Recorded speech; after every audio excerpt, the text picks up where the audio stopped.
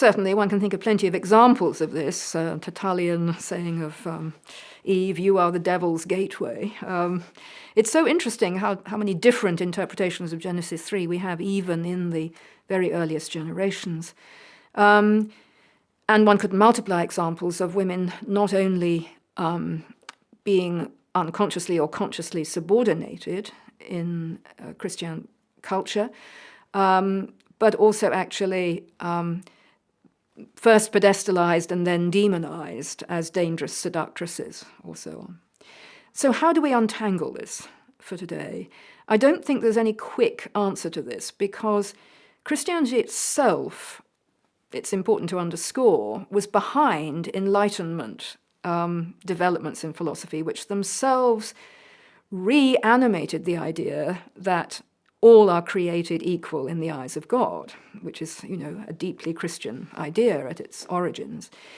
But when it did so in the Enlightenment, the assumption was that this was because, given the right education, given the right opportunities, women could perform in the workplace and take up their equal rights alongside men.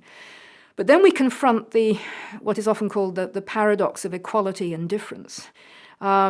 When Enlightenment feminism of that sort begins to triumph, and we must not give up on it, given that huge tracts of the non-Western world still not have even begun to achieve those sorts of educational and democratic rights for women.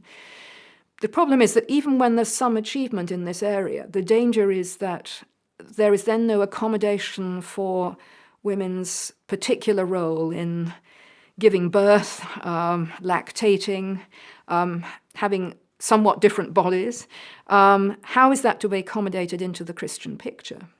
And the movement of Romanticism that succeeded the movement of Enlightenment egalitarianism unfortunately then promoted an idea of complementarity between the sexes, which itself, of course, came with its own capacity for resubordinating them.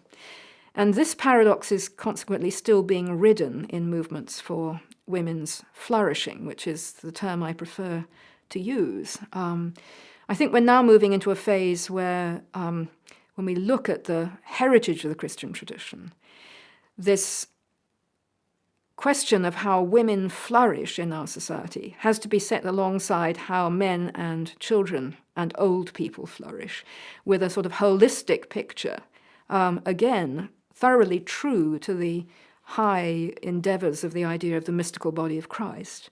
And boy, are we very far from understanding yet how we are to achieve this in society at large.